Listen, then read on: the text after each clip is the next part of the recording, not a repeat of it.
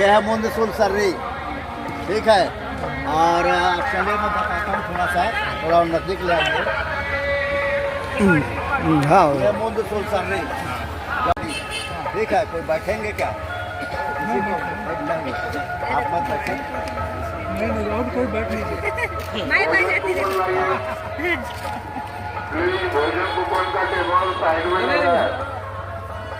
अनुपमा हाँ। ऊपर नहीं बैठना है कभी भी। नहीं ऐसा कर रहे नहीं ये नीचे क्या है? तुम कैसा सर्री कैसे आएंगे तुम? चलिए बैठे ऐसे बैठे। ये देखिए, ये जो शेप बना हुआ मुंदसुल सर्री ट्रायंगुलर फिलॉसफी त्रैशूल्य मार्ग के ऊपर बना हुआ है, जैसे कि बैठा हुआ है, ठीक है। मुंदसुल सर्री उसियाल आड़ा, अब इसको गोंडी में उसियाल कहा जाता है, उसियाल आड़ा, ठीक है। अब ये हो गया मेंदोल आड़ा, मतिक आड़ा, मोद आड़ा। 3 आड़ा होते, आड़ा मतलब शक्ति, ठीक है ना। शारीरिक शक्ति, मानसिक शक्ति, बौद्धिक शक्ति, तीनों शक्ति को ऊपर डिपेंड करता है। स्टार्टिंग होता है मेंदोल आड़ा से। मेंदोल आड़ा मतलब कोई भी काम आप करेंगे तो आपका शारीरिक शक्ति तगड़ा मजबूत होना चाहिए, सारे चीज़ों के ऊपर कंट्रोल होना चाहिए, ठीक है ना। भूख के ऊपर कंट्रोल, प्यास के ऊपर कंट्रोल, ऐसा खुजली हो रहा है उसके ऊपर कंट्रोल। पता चला मेडिटेशन कर रहे हैं, ऐसे नहीं होना चाहिए। शारीरिक शक्तियों के ऊपर पूरा कंट्रोल होना चाहिए। नेक्स्ट बीच मंडोल आना। इसके बाद होता है मतिकारा, मानसिक शक्तियाँ, काम, क्रोध, लोभ, मोह, इनके ऊपर आपका कंट्रोलिंग होना चाहिए। ख़त्म नहीं, कंट्रोलिंग करना और ख़त्म करना दोनों अलग चीज़ें हैं। और इन जब दोनों चरण को पार कर लेंगे, दोनों स्टॉप को, तब आपका जो ब्रेन है, पूरा ब्रेन आपका सुपर सोल में, सब सुपर नॉलेज में चला जाएगा। उसको कहा जाता है मोद आड़ा, ज्ञान की शक्तियाँ धारण कर लेता है वो। समझ रहे हैं? हमने मेडिटेशन करने वाले जो बौद्धिस्ट हैं, जिनके साथ मैं श्रीलंका गया था, श्रीरत्न भंते, वो सिरपुर में बैठते हैं छत्तीसगढ़ में। उनसे पूछा कि व्हाट इज मेडिटेशन, क्या है मेडिटेशन? तो उन्होंने बताया कि हमारा हर पॉइंट पर एनर्जी है, ताकत है पूरा। तो हम सारी शक्तियों को एकत्रित करके ब्रेन में ले जाते हैं, और ब्रेन में ले जाने के बाद वहाँ से सारे चीज़ को लीकेज कर देते हैं। तो लीकेज होकर पूरे बॉडी में फैल जाता है, दैट स्वीट एनर्जी। ये हो जाता है मोद आड़ा। सुप्रीम नॉलेज होना चाहिए। फिर ये नॉलेज ऐसा कहा जाता है कि भौतिक का नियम उसके ऊपर लागू नहीं होता, वो भौतिक के नियम से ऊपर चला जाता है। इसको सुप्रीम नॉलेज या सुप्रीम ज्ञान कहा जाता है। ये है, समझिए। ये देखिए यहाँ दिखाया गया है मेंदोल आड़ा। देखिए पाथ ऑफ मेडिटेशन, जैसे हिंदूवादी व्यवस्था में है बुधा चक्र, नाभि चक्र, हृदय चक्र, ग्रीवा चक्र, नासिका चक्र, ऐसा चक्र चलता है। हम लोग में ऐसा कोई चक्र नहीं है, कोई कुंडली नहीं है। ये बस लाइन अटैच होता है। मेंदोल आड़ा, इसके बाद मतिक आड़ा, मोद आड़ा, सुप्रीम पावर में चले जाएंगे आप। आपका ब्रेन इतना ज़्यादा डेवलप हो जाएगा, इतना ज़्यादा कर लेंगे कि पेड़ पौधे, वनस्पति, जीव जंतु, सारा चीज़ आपका आँख में दिखने लगेंगे। जैसे चील का आँख होता है वैसे आपका आँख हो जाएगा, उल्लू के जैसा आँख हो जाएगा कि रात को भी आप देखने लगेंगे। इतना आपका ब्रेन जागृत हो जाएगा। आप अपने उम्र को भी कंट्रोल कर सकते हैं, शारीरिक को कंट्रोल कर सकते हैं। ये 3 ही पद होते हैं अपने लिए। और ये है, देखिए सारनाथ में मैं गया, सारनाथ के बौद्धिस्ट लोगों को पूछा कि गौतम बुद्ध जमीन में टच रह के क्यों ध्यान कर रहा है, उन्होंने नहीं बता पाया। इसका उत्तर ट्राइबल या गोंडवाना के पास है। ये देखिए जमीन में छुआ हुआ है और ये कुछ जड़ जैसा दिखाई दे रहा है, जड़ जैसा जमीन में छू के। इसका कहने का मतलब है गौतम बुद्ध ने जो पीपल के वृक्ष के नीचे मेडिटेशन किया, ध्यान किया, वो पीपल के वृक्ष को अपना मीडिएटर बनाया। जस्ट लाइक आप ट्रांसमीटर समझिए या फिर एंटीना समझिए। जैसे ये पेड़ है, थोड़ा सा ऐसे आएंगे, जैसे ये पेड़ है, ठीक है ना, पेड़ एक माध्यम हो सकता है। अब इसके जड़ को मैं पकड़ लूँ तो इसका जड़ उस पेड़ से जुड़ा, उस पेड़ से जुड़ा, उस पेड़ से जुड़ा है, ऐसे करते इसका जड़ भी एक केबलिंग है, समझिए। और इसका जो पत्ते हैं, एटमॉस्फेयर जो एनर्जी है, एटमॉस्फेयर जो सिग्नल है, एटमॉस्फेयर जो इलेक्ट्रिक सिग्नल है, उसको प्रसारित भी करता और रिसीव भी करता है। ठीक है ना। ये पेड़ समझिए एंटीना है, समझिए रिसीवर। तो इस गौतम बुद्ध ने देखिए पीपल का वृक्ष, पीपल का दिखाई दे रहा है, यहाँ भी गोंडवाना राग चिन्ह है। देखें ये नेशनल म्यूजियम दिल्ली का इमेज है, नेशनल म्यूजियम दिल्ली में है ये। देखिए यहाँ भी गोंडवाना राग चिन्ह बने है, हाथी है। ये जो मेडिटेशन कर रहे हैं, देखिए गढ़ को पकड़ा हुआ है और ऊपर में पीपल का पेड़। कहने का मतलब है उसने पीपल के पेड़ को एक मेडिटेटर बनाया। ज़मीन के नीचे से केबलिंग सिस्टम के द्वारा ज़मीन में जितनी शक्तियों को उसने समझा और एटमॉस्फेयर के द्वारा, पेड़ पौधे पत्तियों के द्वारा उसमें एटमॉस्फेयर में जो नॉलेज है उसको समझा, समझिए। और उसने समझने के बाद एक ही चीज़ बताया कि संसार में अगर सर्वोच्च ज्ञान है तो वो प्रकृति है। और प्रकृति क्या है? 3 चरण में चलायमान है। सृजन हो रहा है, पालन हो रहा है, क्षरण हो रहा है। इसको कोई नहीं रोक सकता। इस समय चक्र काल को कोई नहीं रोक सकता। ये अनंत चक्र में घूमते रहता है। सृजन होना, पालन होना, क्षरण होना अनंत चक्र में घूमते रहता है। इसी को फड़ा पेन का दूसरा नाम बेरोमान कहा जाता है। बेरोमान जो अनंत चक्र है, ठीक है ना। यहाँ पर तो नहीं है, उसका फ्लैक्स नहीं लाया हूँ, लेकिन उसने ये समझा कि संसार में सृजन होना और मृत्यु को जाना ये हमारे बस में नहीं है। लेकिन मृत्यु और सृजन और मृत्यु के बीच में जो लाइफ है उसमें मेरा कंट्रोल है। तो मैं कैसे ज़िंदगी जीऊँ यह मैं जी सकता हूँ। इसी चीज़ को इसने समझा। तो ये चीज़ क्या है? यही चीज़ गोंडवाना का मुंदसुल सर्री है।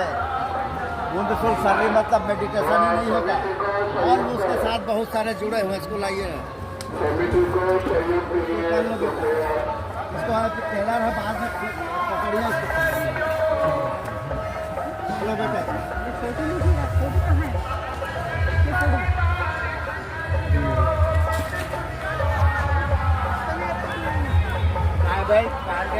ट्राइडेंट फिलॉसफी, ठीक है।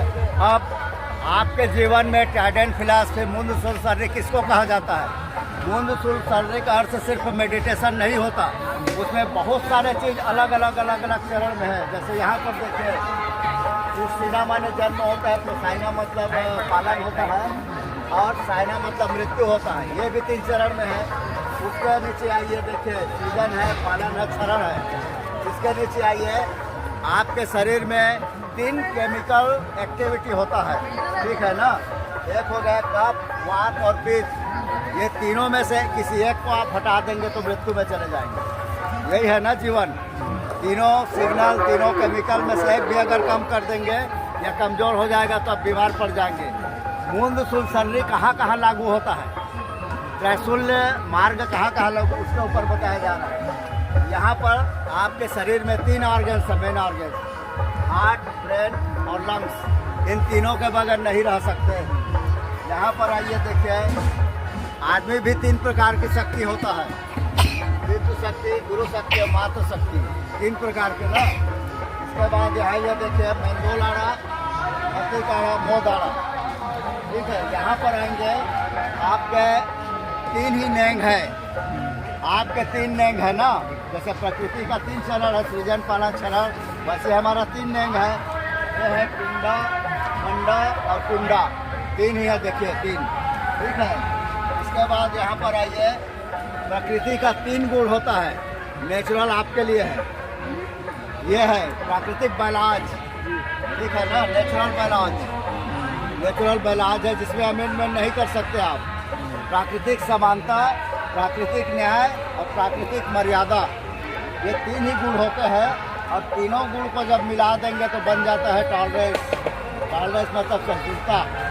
अगर इस संसार में, इस धरती में सबसे ज़्यादा टॉलरेंस किसी के पास है तो ट्राइबल के पास है। इसीलिए ट्राइबल सबको दोस्त बना लेता है। ये प्राकृतिक न्याय का आधार है। गोंडोला का जो न्याय व्यवस्था था ना, ये है, समझिए, जो कचारगढ़ यहीं बना है, गोंडोला व्यवस्था, उसका न्याय का आधार था। ये चीज़ है। अब ये चीज़ है, देखिए नाड़ी में भी जाए तो 3 नाड़ी है, ठीक है। पीड़ा, पिंगला, सुषुम्ना, 3 नाड़ी। अब एक ऐसा बेसिक चीज़ है जो सबके ऊपर बराबर लागू होता है, हालांकि सभी बराबर होता है।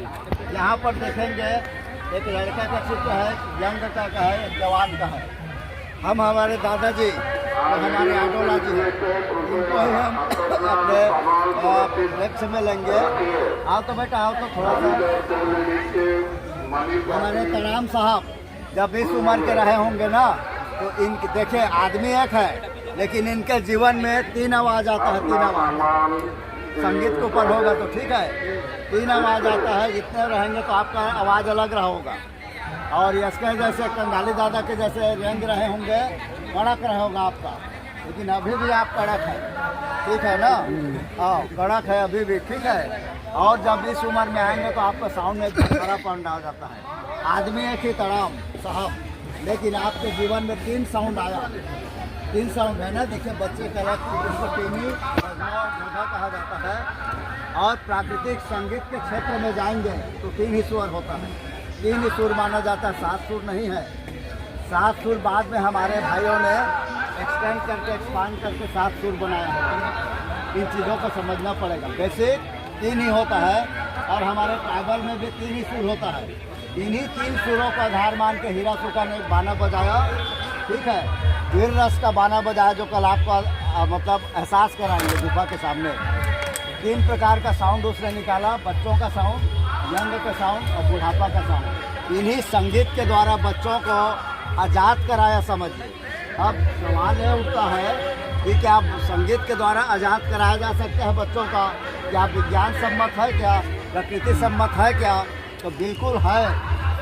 संगीत के द्वारा किसी के ऊपर भी आप कोई भी मतलब भावनात्मक उसके ऊपर लगा सकते हैं और प्रभाव डाल सकते हैं। भक्ति संगीत करके भक्ति का माहौल बना सकते हैं। करुणा रस करुणा का बना सकते हैं। वीर रस के द्वारा किसी के ऊपर वीर रस की भावना भड़का सकते हैं। तो संगीत के द्वारा किया गया हीरा सीता का जो है गुफा के अंदर, ये 100% सत्य है। जो गोंडियन मैथोलॉजी है कि संगीत के द्वारा आज़ाद किया गया बच्चों का, ये सिर्फ कथा कहानी नहीं है, वास्तविकता है। और ऐसा भी किया जा सकता है अभी भी। इसका कहने का मतलब है हमारे पूर्वजों के द्वारा जो प्राचीन समय में संगीत का किया गया है काम, वो पूरा विज्ञान सम्मत था, समझिए। इससे छोटे बच्चे रहे होंगे, ज़्यादा बड़े नहीं रहे होंगे मेरे ख्याल से। 8 साल 9 साल 10 साल के बच्चे रहे होंगे, उन्हीं को आज़ाद कराया गया। ये मुंडसुल सर्री है, ये यहाँ पर बहुत छोटे रूप में बताया गया, लपेट लीजिए। ये भी बैठे हैं तो ट्रायंगुलर फिलॉसफी में बैठे, ठीक है ना। लेकिन अब हम आते हैं, ये तो मुंडसुल सर्री हो गया। अब ट्राइबल फिलॉसफी उसियाल कैसे करना है, कैसे प्रैक्टिकल करना है, आइए जड़ पकड़िए। हम लोग करते हैं, देखिए हम लोग जो ट्राइबल लोग करते हैं सेवा गंगो उपासना, ऐसा नहीं करते, इस टाइप का बैठ के नहीं करते। हम लोग क्या करते हैं, जब अपने पूर्वजों की सेवा करते हैं, कोई साजा के वृक्ष में, कोई महुआ के वृक्ष में, किसी भी वृक्ष में, तो उसके जड़ को पकड़ लेते हैं ऐसा करके। देखिए ये देखिए, पकड़िए, जड़ पकड़िए दोनों हाथ से।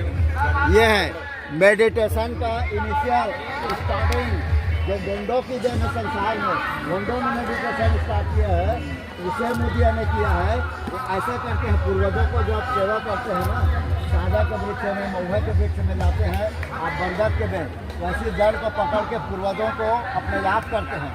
और वो भले 2 मिनट का हो, 3 मिनट का हो, मायने नहीं के समय का, लेकिन उससे आप कनेक्टिविटी बढ़ाते हैं पूर्वजों से, है ना, अपने पूर्वजों से। तो ये जो इनिशियल जो कर रहे हैं 2 मिनट 3 मिनट, ये मेडिटेशन का इनिशियल एकदम प्रारंभिक अवस्था है, जो हमारी गोंडवाना की देन है, जो अभी भी किया जा रहा है। और ऐसे ही बस्तर के अंदर ऐसी सेवा गंगो किया जाता है अभी भी। हो मुंडा संथाल भी ऐसे करते हैं। दूसरा मेडिटेशन करते हैं पत्तों को पकड़ के, पत्ता को ऐसे पकड़िए ना आप, ऐसे पकड़िए, पत्ता को पकड़िए ना। दूसरा मेडिटेशन हम लोग करते हैं जब अपने पूर्वजों से बात करेंगे, पत्ता को पकड़िए ऐसे, पत्ता, ये पत्ता है, पत्ते को मेरे हाथ से पकड़ लेते हैं, आँख बंद करके, ध्यान लगाते हैं, आँख बंद करके ऐसा ध्यान लगाते हैं, तो हमारे पूर्वजों से साक्षात्कार हो जाता है। क्योंकि हमारे पूर्वज तो उसी पेड़ में गए हैं ना, क्योंकि जहाँ मेरा पिताजी को गाड़ा गया है वहीं पर साजा या महुए का वृक्ष लगा देता हूँ। तो ये जीवन है। अब ये सवाल उठता है कि वास्तव में इस पेड़ के द्वारा कोई मेडिटेशन कर सकते हैं क्या? कर सकते हैं, क्योंकि संसार में 2 प्रकार का मेडिटेशन किया जाता है। एक होता है कार्डलेस और एक होता विथ कार्ड। जैसे वो बैठी थी अभी, बैठी तो विथ कार्ड नहीं, विदाउट कार्ड, कार्डलेस सिस्टम पे बैठी थी। बस एक ध्यान लगाए थे, चाहे सूर्य का हो, चाहे चंद्रमा का हो, चाहे पूर्वजों का हो, किसी का भी बस ध्यान लगाए थे। जिसके भी ध्यान लगाए, इनके बीच में कोई कनेक्टिविटी नहीं था। एक मानसिक तरंग था, बस एक सिग्नल था। और दूसरा वो कर रहे हैं, देखिए वो डायरेक्ट टच करके कर रहे हैं, मतलब उनके बॉडी में उनकी ठंडकता पूरा महसूस हो रहा है। आपको ठंडा लग रहा है? ये देखिए, इसको बोलते हैं कार्ड विथ कार्ड सिस्टम, मतलब डायरेक्ट उससे जुड़ गए हम। अब ये बात बताइए, ये मोबाइल में देखिए, मोबाइल है, ये मोबाइल में देखें, इसका सिग्नल भटकते रहता है, कहीं एक जगह नहीं रहता, कहीं भी सिग्नल भटक सकता है। तो जस्ट लाइक जो जितने भी संसार में मेडिटेशन कर रहे हैं, ये मोबाइल के जैसा है। मोबाइल में सिग्नल मिला नहीं मिला कोई गारंटी नहीं। आप ध्यान के रूप में बैठे, किसका ध्यान कर रहे हैं? सूर्य चंद्रमा तारे, कभी मिल रहा है, कभी नहीं मिल रहा है, कभी एकाग्रता है, चाहे घंटों करे, चाहे 5 मिनट करे, भटकेगा ही, क्योंकि ये सब चीज़ एनर्जी है। एनर्जी को कंट्रोल नहीं कर सकते, वो आएगा ही आएगा ही। लेकिन जहाँ आप टच कर लिए, जैसे कि कोई करंट के तार को मैं छू लिया, तो पूरा मेरे बॉडी करंटमय हो जाएगा। तो ये जो मेडिटेशन है ट्राइबल का मेडिटेशन 100% सही हो सकता है। इसमें हमको और आपको सबको मिलजुल के काम करने की ज़रूरत है, और ये साबित करने की ज़रूरत है कि संसार में अगर पहला मेडिटेशन किया तो गोंड समाज की देन है। वो उसे मुदिया बस्तर के अंदर जानते हैं ना, लिंगों का बड़ा भाई है उसे मुदिया, उसका ध्यान जो किया हुआ है वो संसार का पहला मेडिटेशन। इसलिए हमको गर्व होना चाहिए कि हम गोंड समाज से हैं। संसार में संगीत का आविष्कार हमने किया, पशुपालन हमने चालू किया, कृषि हमने किया, और तो और ये मेडिटेशन भी हमारी देन है। हाँ, उसी के द्वारा सिविलाइजेशन हुआ है। और वो पद्धति अभी भी कर रहे हैं हम, अभी भी इस पद्धति को अपनाया है। छोड़ दीजिएगा, जड़ को छू के करते हैं हम लोग मेडिटेशन। सीधा किसी पेड़ को पकड़ लिए और ध्यान लगाते हैं पूर्वजों को। अब वो कितना टाइम करेंगे उसका कोई गारंटी नहीं। वो 5 मिनट में भी आप पूर्वजों से मिल सकते हैं। इतना साउंड है, नहीं तो बढ़िया प्रैक्टिकल होता। ये मेरा थोड़ा सा बताया टेलन के क्या नहीं, ये बहुत अच्छा हो रहा है। हाँ, ये हमारा ओरिएंटेशन हो रहा है। सबको हमको गर्व करना चाहिए कि संसार में जो मेडिटेशन है वो गोंडवाना की देन है, वो है छत्तीसगढ़ मध्य प्रदेश दोनों की देन है। समझ, यहीं ज़्यादा किया गया है। मैं अभी गोलकुंडा किला गया था हैदराबाद में। गोलकुंडा किला में जो पेंट खाना बना हुआ है, यहाँ भी कोई ध्यान के मुद्रा में बैठा है, जाके देखेंगे। तो इन चीज़ों को हमको नया रिसर्च के रूप में बताना है। कल तैयार रहिएगा, आप पुणे की मांदी है, नया सब्जेक्ट है, तो आप बताइएगा मुंड सुरसरी में एक ही चीज़ नहीं है, बहुत सारी चीज़ है। मुंड मतलब होता है 3, और आड़ा मतलब होता है शक्ति। 3 प्रकार की शक्तियाँ कई प्रकार की हैं जिसमें एक मेडिटेशन को किया जा सकता है। और मेडिटेशन को हम गोंडी में उसियाल कह सकते हैं। उसियाल का मतलब होता है, चिड़िया का नाम है, एक टांग खड़ा करके तालाब के किनारे खड़े रहती है, देखेंगे काला बगुला, वो ऐसा जैसे आप मछली को टप से पकड़ लेता है, वो है पहला उसियाल करने वाला। हमारे लिंगों ने जरूर स्टडी किया होगा प्रकृति का, देखा होगा कि वो जब ऐसा करके अपने उद्देश्य में पूर्ति कर ले रहा है तो मैं भी कर सकता हूँ बोल के उसने एक टांग ऐसे करके बैठ के जो कर रही थी मैडम, ऐसे करके मेडिटेशन किया गया है। मोहनजोदड़ो में है इसका पूरा उसका चित्र है। तो आज बहुत बढ़िया हो, आप लोग अच्छा मिठाई भी खिलाए हम लोग को, मीठा मीठा चीज़ खिलाए, इनको भी खिला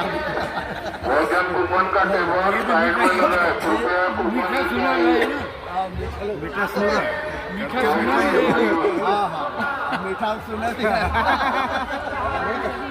और मीठा खाना भी है। तो आप रहेंगे कल, है ना? हाँ, कल है, कल में रहेंगे, आप भी रहेंगे और वो आपका चैप्टर रहेगा।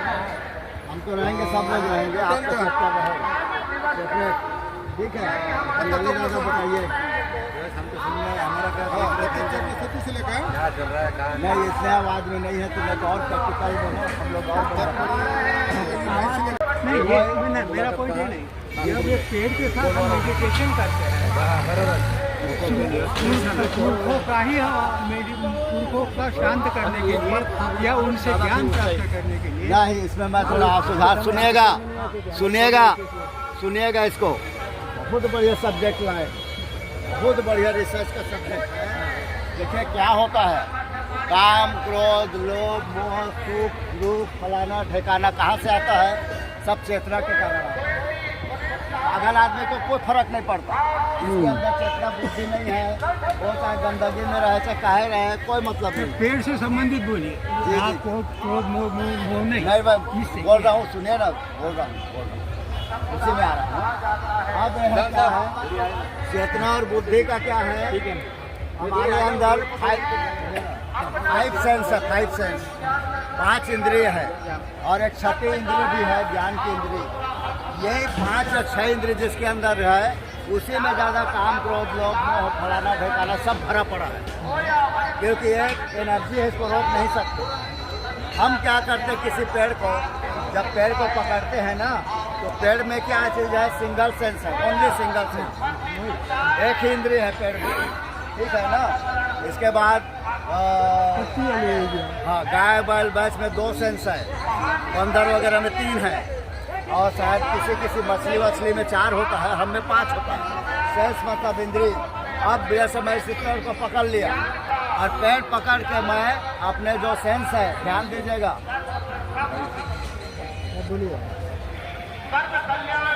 मेन पॉइंट में ध्यान दीजिएगा, पेड़ को मैंने छू लिया तो मेरे अंदर का जो 5 ज्ञानेंद्रिय है या कर्मेंद्रिय है, मैं इसको स्टेप डाउन करता हूँ, समझ रहे हैं?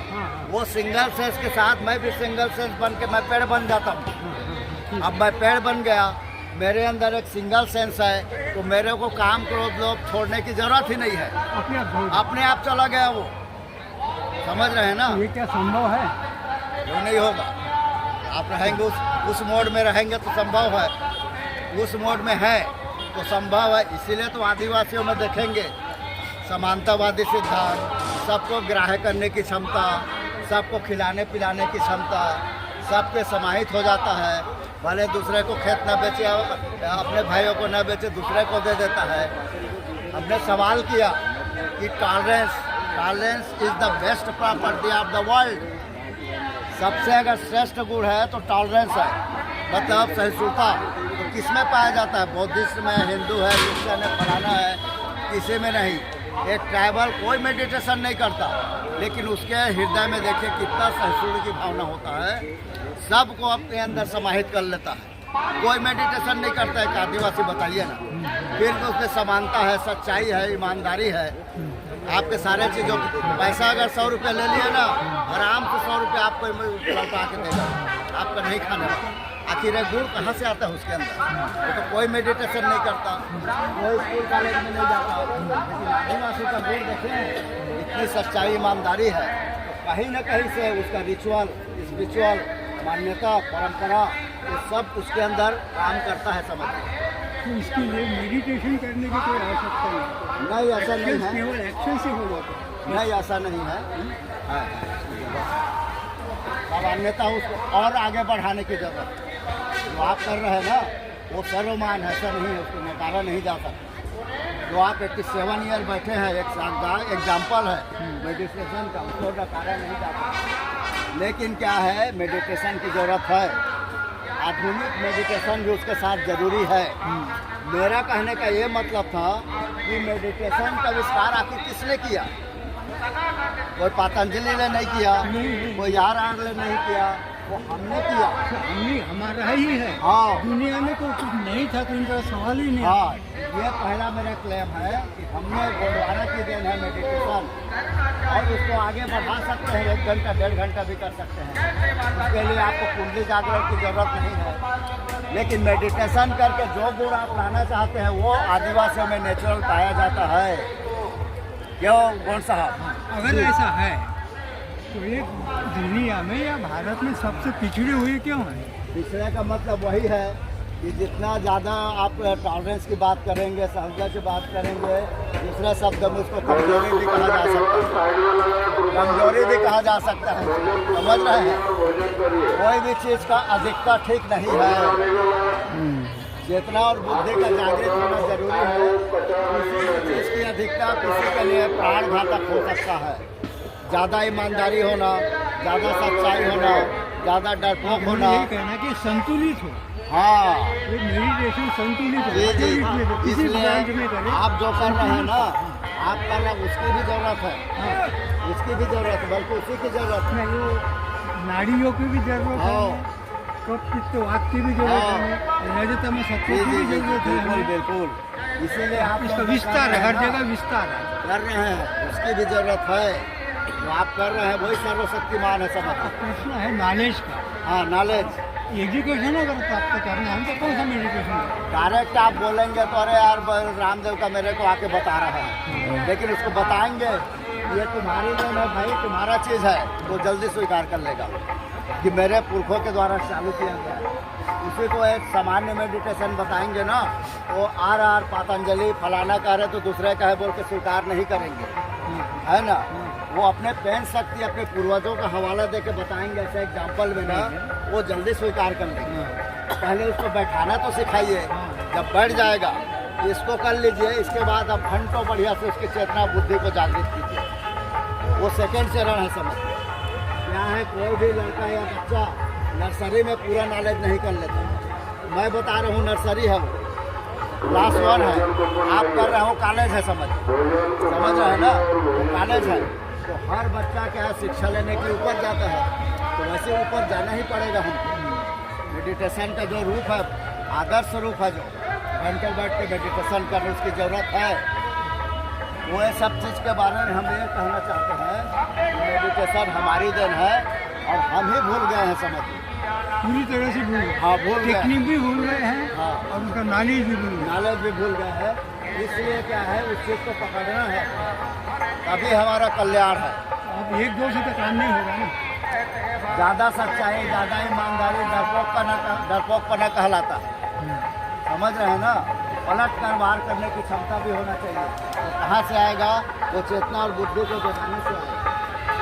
हम लोगों में कौन दुश्मन है और कौन दोस्त है परखने की ताकत नहीं है, इतनी परख बुद्धि नहीं है हम लोगों में। वो कहाँ से आएगा? मेडिटेशन से आएगा। इसलिए क्या है, हम जो बता रहे हैं वो तो है ही, आप कभी जो कर रहे हैं तो उसको और विचार रूप में बढ़ाइए, बड़े रूप में, और आइए समाज को बताइए, केडर क्लास लगाइए, और कहीं पर भी होगा एक सेशन आपका रहेगा। हमारा केडर क्लास चलता है ना, तो एक सेशन आपका रहेगा। आप उसको प्रैक्टिकल बताइए, बाद में प्रैक्टिकल भी बताइए।